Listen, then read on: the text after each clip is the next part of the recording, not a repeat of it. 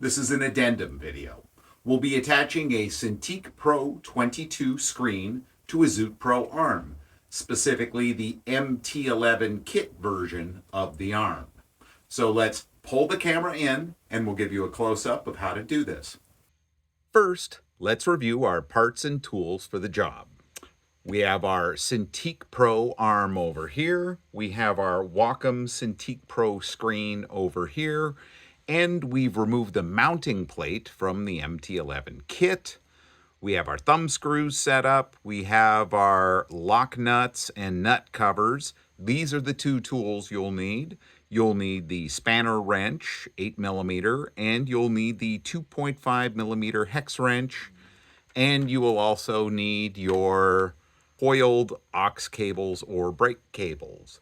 Now, what comes extra with this particular kit are these two touch strips, which are curved for the Cintiq Pro 22 and Cintiq Pro 27. We have our power cable adapters specifically for this Cintiq Pro 22 kit. We have a weight kit, which consists of two 1/2 kilogram weights and the short screws for those weights.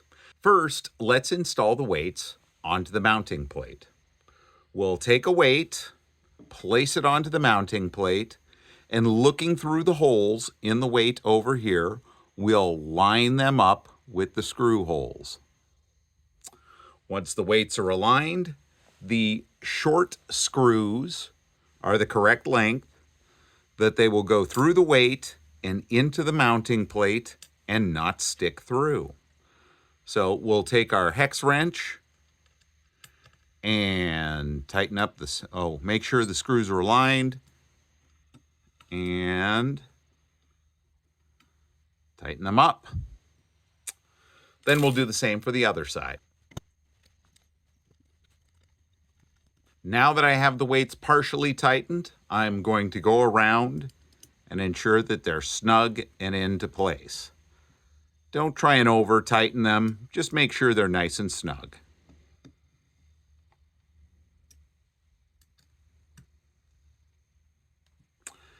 There we go. The weights are set up on the mounting plate. Now it's time to attach the screen to the arm. And in attaching the screen to the arm, you have an option with these cable bays. You can use the cable bays and create a cleaner looking installation, or you don't have to have the cable bays attached.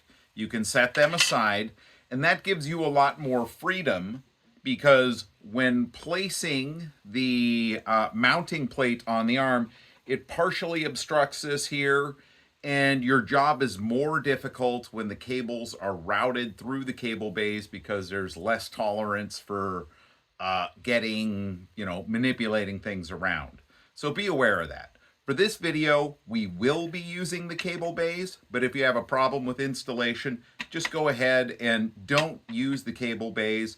It creates a slightly less attractive installation, but it's to the back side of the screen and no one's really going to see it.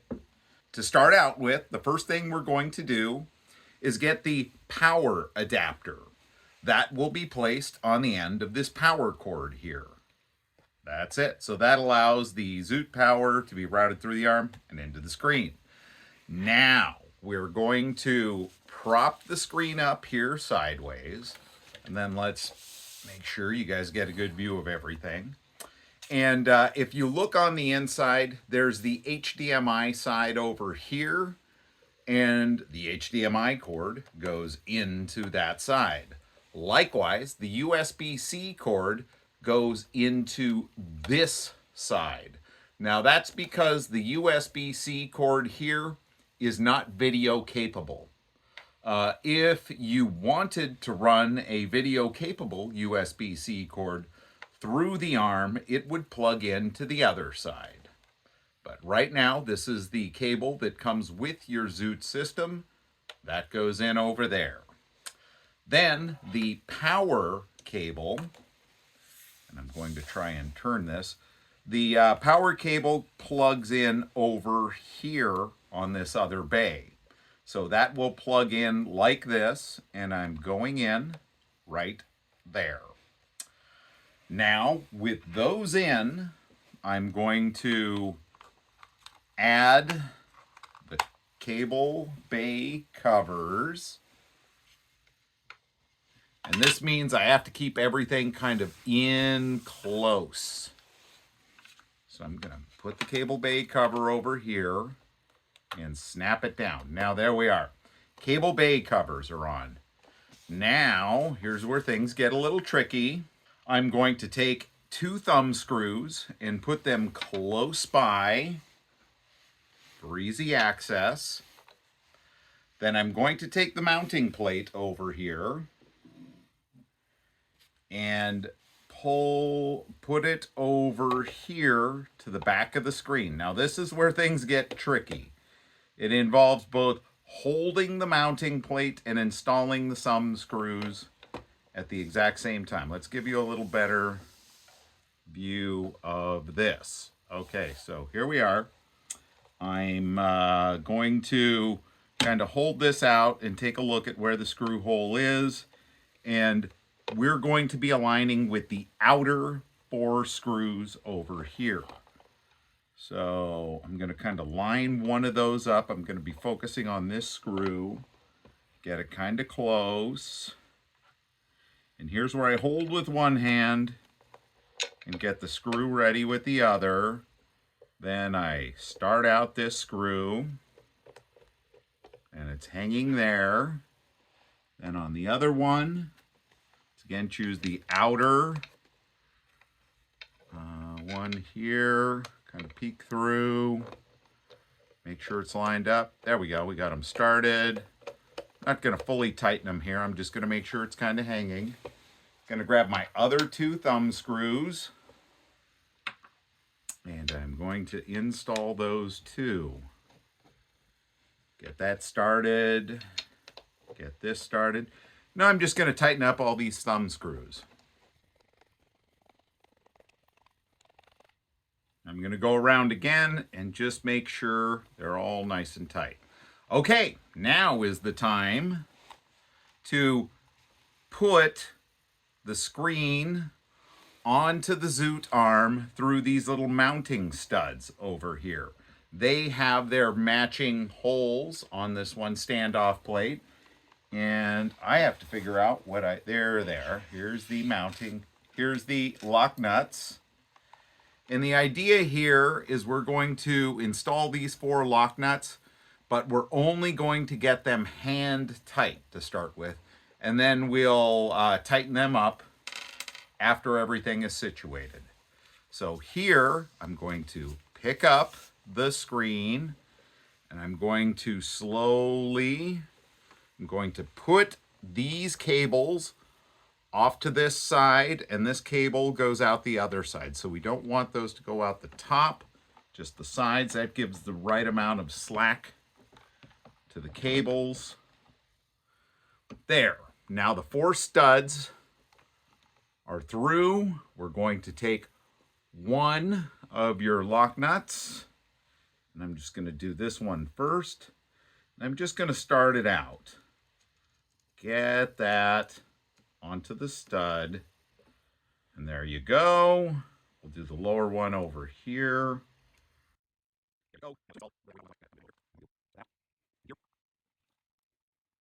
Now I'm going to take the spanner wrench that came with the kit, and I'm going to go around and tighten up all of these nuts.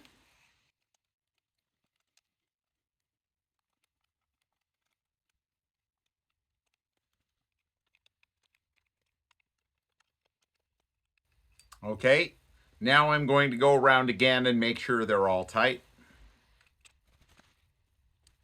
Now I'm going to take the 4 nut caps and put those on the nuts.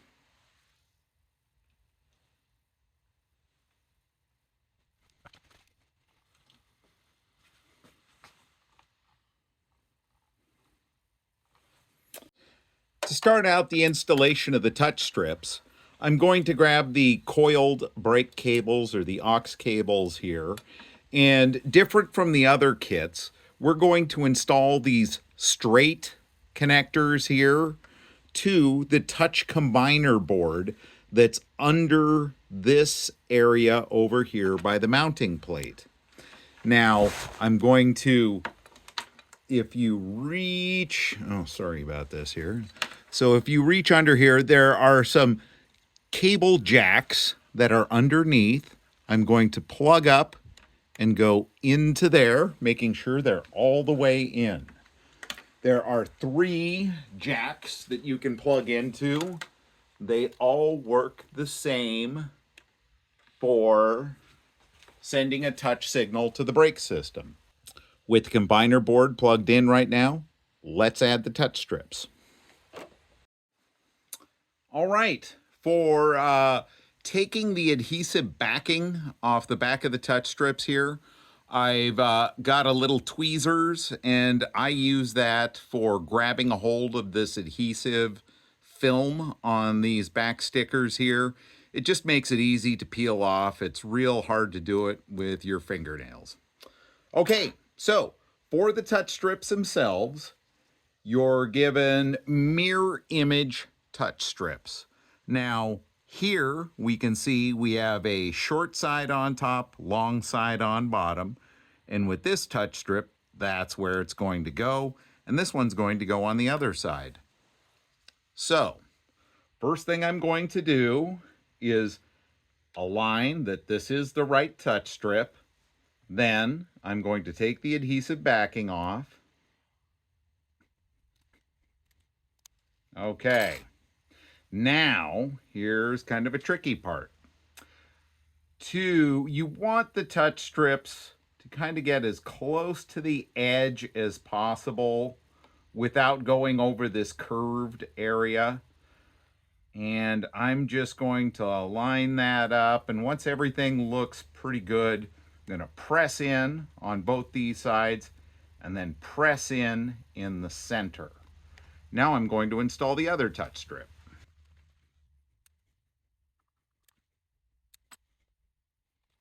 Now both touch strips are stuck on, and you have your 2 coiled cables. What I like to do is crisscross the cables such that the cable that's plugged in on this side goes to that touch strip, and the cable that's plugged in on this side will cross over to this touch strip. That takes care of a lot of extra cable slack. So I'm going to grab the other touch strip here. And then you have this 90-degree bend here. There's a jack on the touch strip in this little bump, and you're going to plug that in right there. Now, let's do the other side.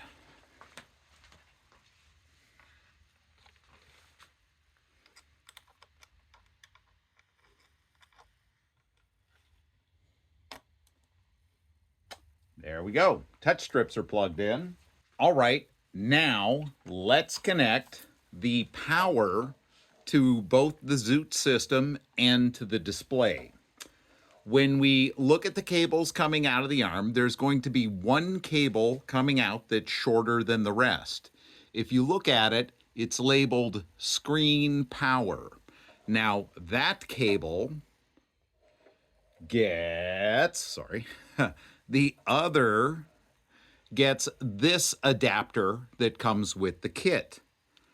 That allows you to plug in your Cintiq power supply into the screen.